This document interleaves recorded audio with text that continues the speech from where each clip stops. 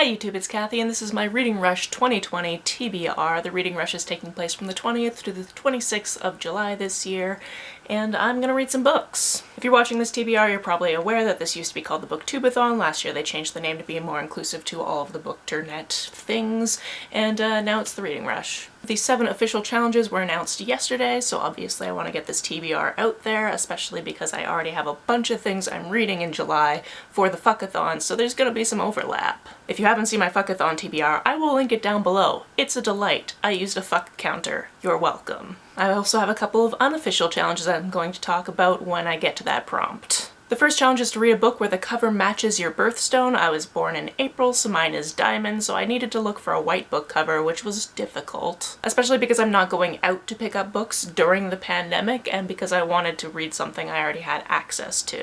Fortunately, at some point during this pandemic, I picked up an e-copy of I Am Not Your Final Girl. This is a collection of poetry about final girls. If that's not a term you're used to, it refers to the last girls alive at the end of horror films. And I didn't realize when I picked this up that it was a collection of poetry, and the great thing about that means it's very short, so it's gonna be easy to get through for this readathon. I picked it up based on title alone because I love horror films. Next we have read a book where the title starts with the word the, and this is going to be pretty easy. I have a few different books throughout the month already that I'm planning to read that start with the, but because the Fuckathon is a month-long event, this is a week within that month, and also some of these books are coming from the digital collection of the library and I won't necessarily have them when this week rolls around.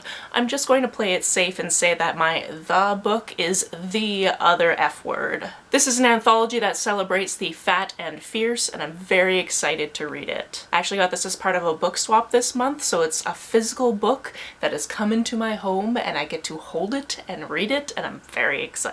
Which means I'm also just going to skip to Challenge 4 because I'll be doubling this up with Challenge 2. Challenge 4 is the first book you touch. This is the only physical book I'll probably be reading throughout the readathon, so that's what I'm counting it as. The third challenge is to read a book inspired by a movie you've already seen, and this is a flip of a usual challenge that they have where you have to read the book and then watch the adaptation, and they're kind of figuring that maybe you've seen the movie before but now you want to read the book. I'm taking this in a slightly different way. I'm finally going to read Only Mostly Devastated. This is a Grease retelling, so it's quite literally inspired by a movie I've already seen. Except for, you know, there's queer characters and I'm here for that. Next we're on to the prompt that rubbed a lot of people the wrong way, and rightfully so. That's to read a book entirely outside your house. We are currently in a pandemic.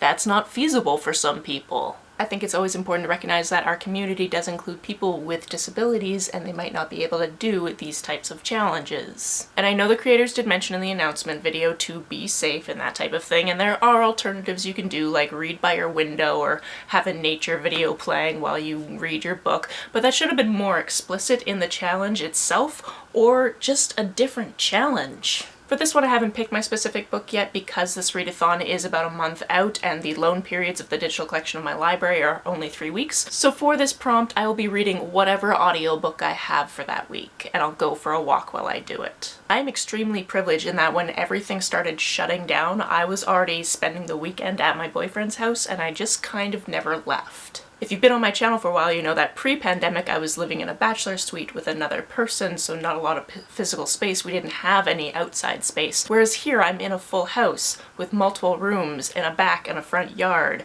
and a quiet enough area that I can go for walks and not have to see other people while I do it. But I still wear a mask when I do so. I did mention 2 unofficial prompts, and that's because Natasha tweeted this, and I found this to be quite fantastic, so 2 additional prompts of reading the room and thinking outside the box. Because ultimately this challenge was used because it always seems to be used for every iteration of the Reading Rush or the BookTubeathon, and you can do other things, especially during a pandemic, would have been nice. So assuming I have time for Read the Room, I'm going to try to read Anxious People by Frederick Bachman. This will be an ARC that I got from NetGalley. This isn't out until September, but the title alone says it all. Obviously this is a time where people are quite anxious. Some people physically can't leave their homes. So what better than to read a classic locked room mystery? And then the second challenge of read outside the box actually plays into the next official challenge, because I'll be doubling these two up. So the next official challenge is to read a genre that you've always wanted to read more of, and combining that with reading outside the box, I'll be reading No Man of Woman Born. I mean, I was already going to be reading this in July anyway, so I feel like a genius for fitting this all together, but there you go. No Man of Woman Born is a short story collection which I do not read a lot of, but have always wanted to read more of. I just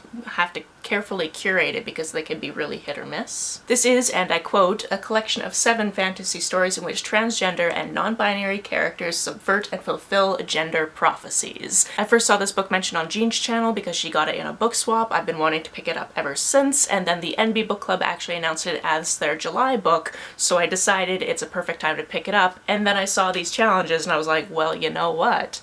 This fits. The final official challenge is to read a book set on a continent where you do not live. For this one I'll be reading The Duchess Steel because this is another book that I'll be reading for Fuckathon. However, it's about another 28 days before I get the digital copy from the library because other people have it out right now, so this should come in around the same time as the reading rush, so I should be able to fulfill it that way. All I knew about this one when I put it on my Fuckathon TBR is that it is very sex positive, and then as I was recording that video I read the synopsis, and which is not something I usually do. I hate reading the synopsis and knowing everything about a book going into it, but I read that synopsis in that video, so if you're interested, definitely watch that video because I did a dramatic reading of it, and I'm very here for this premise. This is a romance book with a marriage of convenience trope, and I'm going to enjoy it. And that's it. That's what I'm going to try to read during the reading rush. What do you think about my choices? Let me know about it down in the comments below. On the way down to the comments, if you hit that subscribe button, that would be very nice of you. If you don't feel like leaving a comment but want me to know that you are here,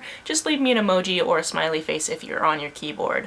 Some of you have asked if there's a way to financially support me at this time, so I recently set up a Ko-fi account. That link is down below, as well as the link to my Amazon wishlist, as well as the link to just my PayPal if that's your speed. You can like and share this as you see fit, and I will see you very soon. Bye!